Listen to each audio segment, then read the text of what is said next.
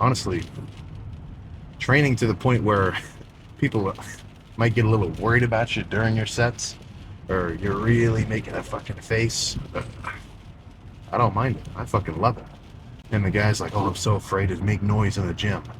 But to an extent, you're kind of right. You can't just start going crazy, screaming, making a ruckus. But if you're doing a legitimate set, then nobody's going to think twice if they hear you, every 2 reps going, just like sound like somebody's cutting your toes off. Because sure, they might hear that and think, what the fuck is that?